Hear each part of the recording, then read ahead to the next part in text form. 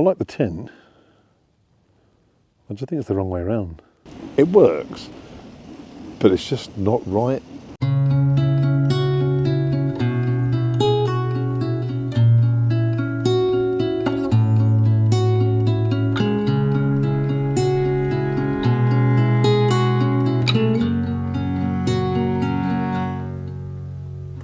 We held on tight, but it felt so long. Tell me, where did we go wrong? When you're in the sun and I'm lost in the shade, then who's supposed to lead the way? The home that you built, the sweetness in my veins, we could survive on what remains. You were the one, we had nothing to fear. What we had should still be there. The fire we have and the So I've always liked the look of a tent that isn't really common on the marketplace, and that is the Big Sky Chinook one-person tent, 1.5 person. Problem is they are between £500 and £600, and they sort of pitch themselves, I think, against a Hilleberg Sulu, maybe not quite as strong, but a lightweight version. Now it has 3 crossing poles, so very similar in design, but again, it's quite expensive. And then Otimos came out with essentially a copy version of it. And I've seen where they're made in China, and I've seen the companies that make them, and you can get them branded in your own name. And they currently have it up for sale for £295, and there's a lot of people been out in them so far.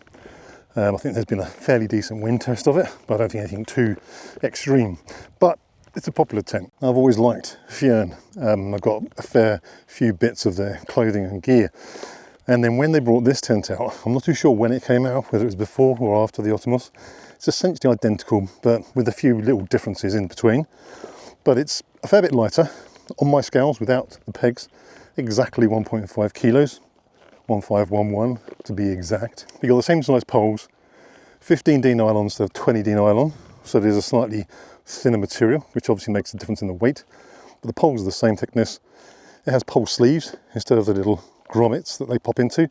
I don't like those grommets. I've had them on other tents and I'm not a big fan of them. But this has sleeves that they go into instead of grommets. But it doesn't have as many guy outlines as the Otimos does. And I think to make this a decent mid 3 to 4 season tent, you need to add some additional ones on. Andrew Park has done a couple of mods where he has done that on his one, and he has the Otimos and the Fjern, used them both, and he's keeping the Fjern. Now, that's mainly because it is a lighter tent and it's not his true 4 season tent. But I think when you look at 2 tents side by side and you look at the cost, the Fjern at the moment is £159. There was also a £20 discount going around as well, so £139. I mean, you struggle to get a nature hike or a 3FUL for that sort of money.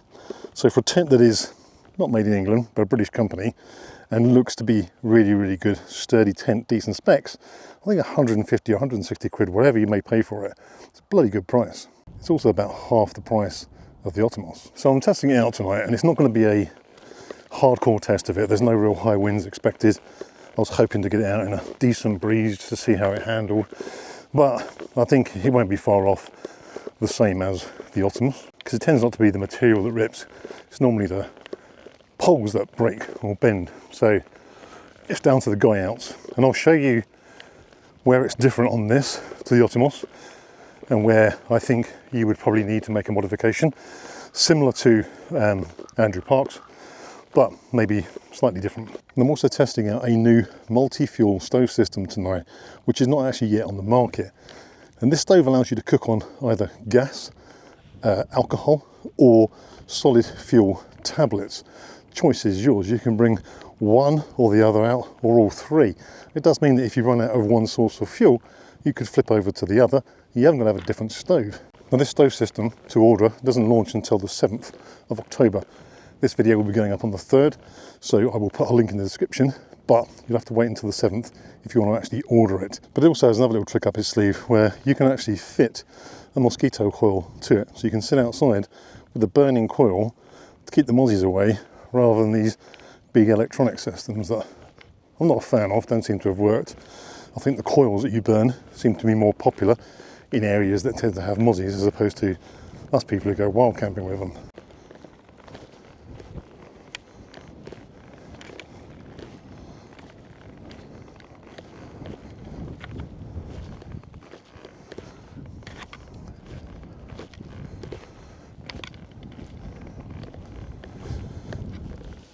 Got to be done. So I've come up to the highest point on this tour, just in the hope to get a bit more wind than was forecast. There's a bit of a breeze, but the only flat spot that I can find seems to be occupied by a load of cows. And there's a lot of cows up here, which don't bother me. I don't want to annoy them by moving them on. I've got a little baby one there as well. Look at the little baby. They're everywhere. Literally, that's the best spot right there. 2 cows, one laying down, one standing up. I don't want to move them on for me to camp. Right, the cows have moved on of their own accord, so my original spot where I wanted to go is right here, which should be fine. So I should get sunset over there, sunrise over there. I'll be slap bang in the middle, and right on the very top. Get the tent set up and I'll show you it.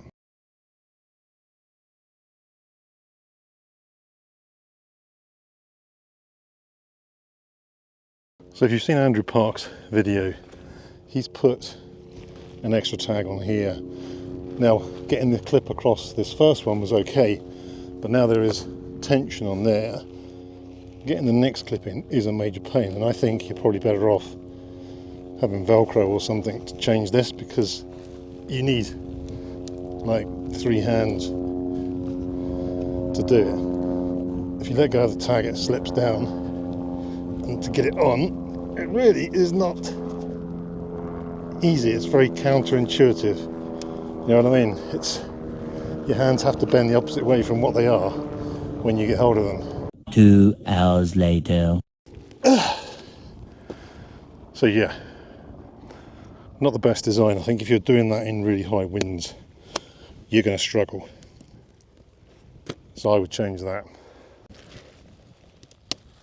The fact that these hold on incredibly tight is a good sign. But again, on this one here, to get this over requires some force.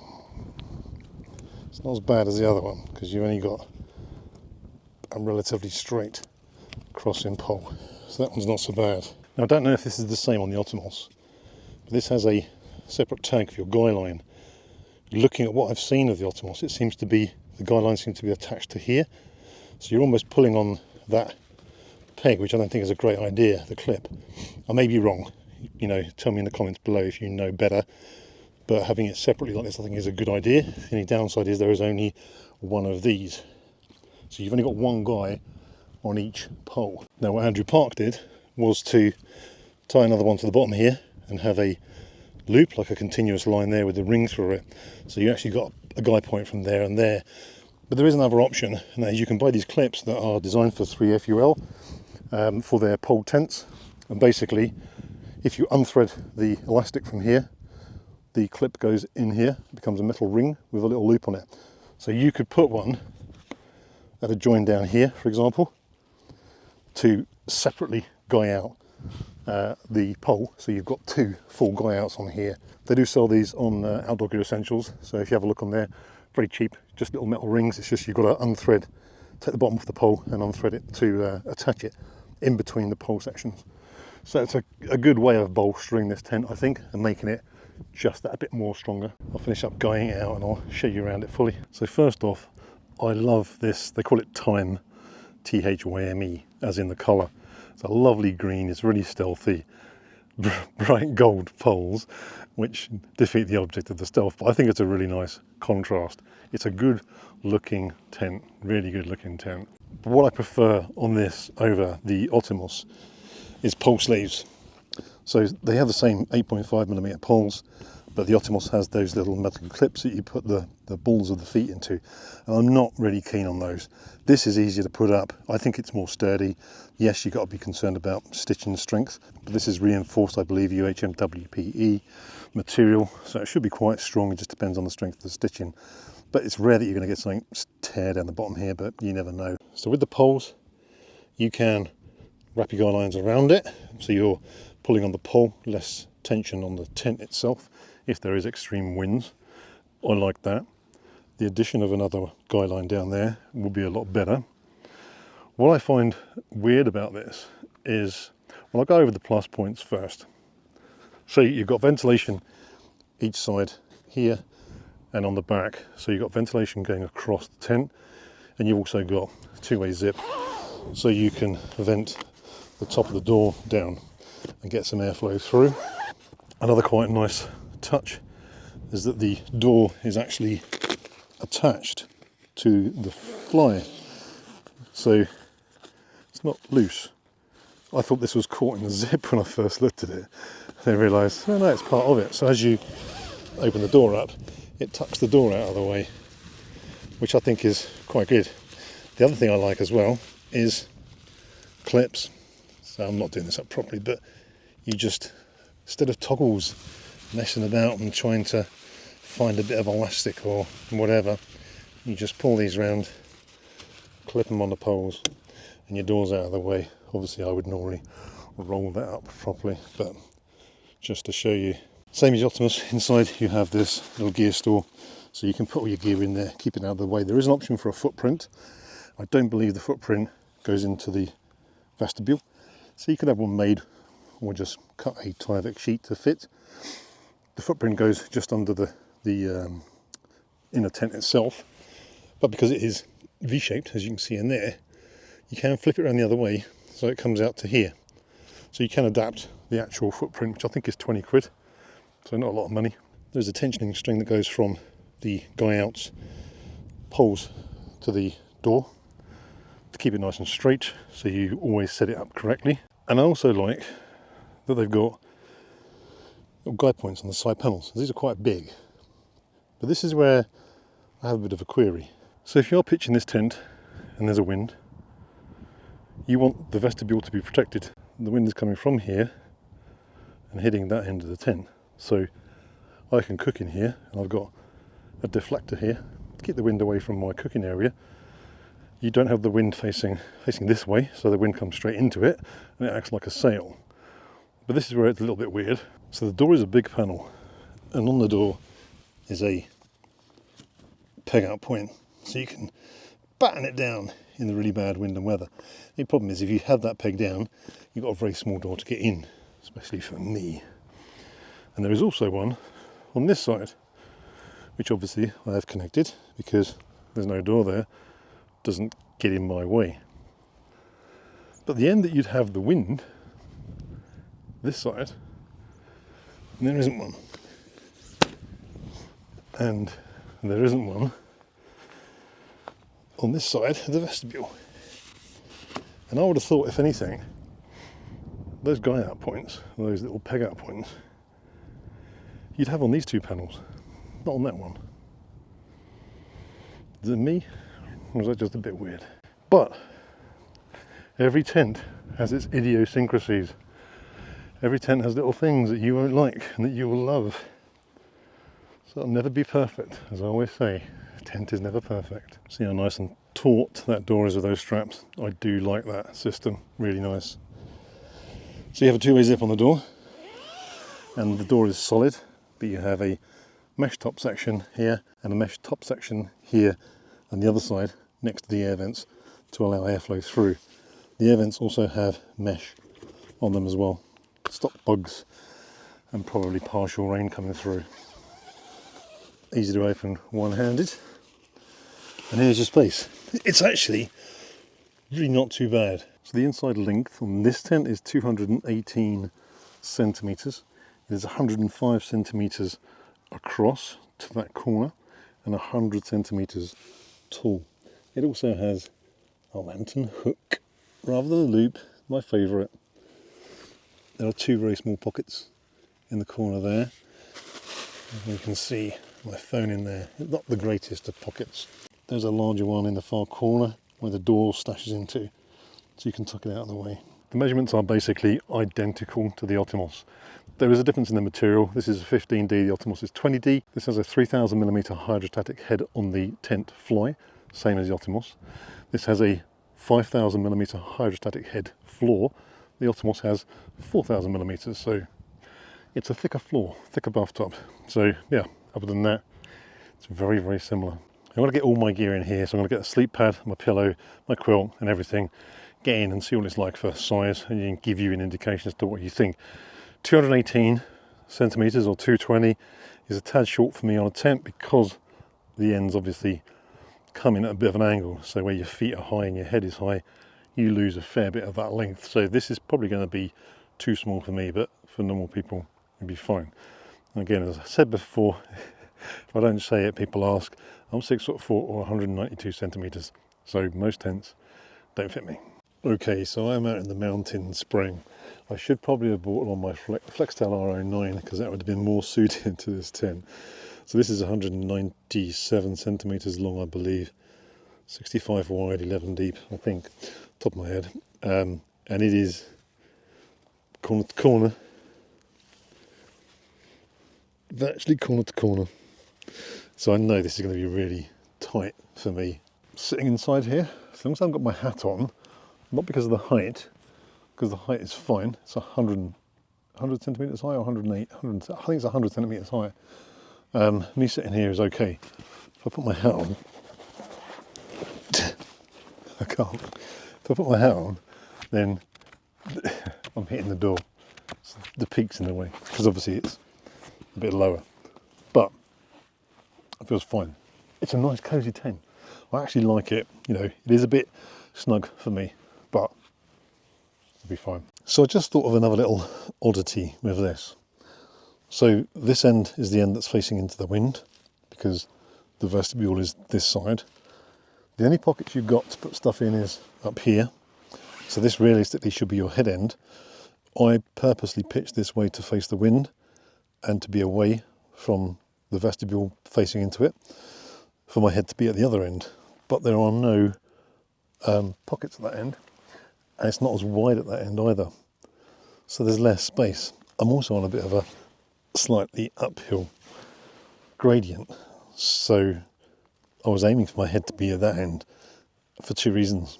So more than two reasons, really. The first one being that my head would be slightly uphill, but that's neither here nor there. It could have been a flat area. Second one being that if the wind was hitting hard at that end that I've aimed the back end of the tent to, it would be just tapping on my feet. Whereas if I was sleeping my head down that end, it's going to be banging me on the head all the time, so a bit more annoying. The other reason is that if I want to be in the vestibule and cook, I'm going to lay this side so that I can actually cook. Or if I'm sitting up, I will sit up here and cook, maybe have my feet out. But if the weather was bad and the vestibule was closed over and I was vented, I'd be laying this end. And this end has no pocket apart from the door pocket, and it's narrower than the other end. So I'd have the tent the other way around. Yeah, I don't think that's a great design. I think the Otimos is exactly the same. So it's not an issue with this tent. It's just something to be aware of. If you want to sleep with your head up that end, it's much narrower than the foot end, which is the wrong way around, and doesn't have any pockets. They're at the foot end, which is no good for man nor beast. So if I sleep the correct way around, okay, I'm downhill a bit, which is irrelevant because that's just about the pitch that I'm on. I've got the panel against me here, so I can't get to anything in the storage bag. I can't cook outside the vestibule, and the wind's going to be hitting me on the head. But I've got my pockets, and I've got a wider end. So yeah, I think this is a bit of a Bit of a design flaw, personally. But as I said, that'll be the same on the Otimos. Is it the same on the Chinook? I don't know. Tell me. If anyone's got a Chinook, please let me know what your thoughts are on it, because it's an interesting looking tent. Right, so this is the cook system from Serotonin that will be coming out soon. I'll say 7th of October, I believe, is the launch. This is everything in the pack, so it's quite a big sort of setup, but I've got all options, and you may not want to bring all of them, but I'll go through them with you. So first off, you have parts of the setup which can be used for lots of different things. So these legs clip out and lock into place, and then you've got a base for your pot to go onto, and because these are pointing directly into the center, it works with the fire maple petrol G2 and G3 pots, or you can just put a normal pot straight on top. Obviously in the middle here there is a screw, so you can tighten your stove into the center of it, and I'll show you what else this does. So with the set you get a little puck alcohol stove. So this has a simmer ring separately, your screw lid, and you then got a flame retardant material in here that you pour your alcohol into, and then light that. And if you want to simmer it, pop the simmer ring on top, and you've got a smaller flame for simmering. And then the lid becomes the snuffer, so you can just snuff it out. And this fits inside here. So that is set at the optimum height for obviously boiling water and cooking, and then you can use that stove as an alcohol stove. Now if you run out of alcohol, or you use fuel tablets, then you can pull this inner out, and you can put your fuel tablets inside here, stick it inside, and then use that and use fuel tablets instead. So there's two ways. This is also designed to fit another burner, so you can have like a Trangia stove, or one of the many copies and versions that they do. So they will sit inside here nicely, and you can use a Trangia stove on here as well. So that can be your stand for that. You then have a gas burner. So this clips onto there, and then you tighten it up, and you have a remote canister gas stove. Within the pack you also get a wind deflector that is designed to go around the triangle of the stove, so that will fit straight around it. And also it has got a part that you can open up, so you can pull it open and get to the snuffer just by taking this section apart here. So it's multifunction. There is another option for it as well. So in the pack you get this little tube here. So if we take this out, let's say you've finished eating, it's the evening, you take the stove out, you put this in, there's a little ridged section at the top, that clips into there, you tighten it up, you've then got a telescopic pole, so you can put that on the floor, and you can either put a lantern on here, got a 1/4" thread on it, so you can sit out in the evening, if there's no flies and mozzies around, with your little light on, and have this sitting on the floor as a raised lantern. Or you can unscrew this end here, and you can have a mosquito coil. So there's ones that you buy that you light it and it just burns around in a circle. They go on for hours. This goes through the center of the mosquito coil, and then you screw this top back over the top of it to hold it in tight, and then you can sit there with that smoking away, keep all the mozzies away. I think it's pretty cool, because this thing, weighs nothing. You can stick this in your bag and you wouldn't notice it was there. But once you finish cooking, your cook stove is done, isn't it? There's nothing else to do with it. But this allows you to have a little light outside and to be able to keep mosquitoes away as well. So I'm going to use the setup tonight. I'll probably use the gas burner. I might try the alcohol stove in the morning and see how it goes to make my coffee. So yeah, I'll put a link in the description below. As I say, it won't be out and available until the 7th. But if you do want to buy it, obviously you can stick in your diary to remind yourself and then get it ordered.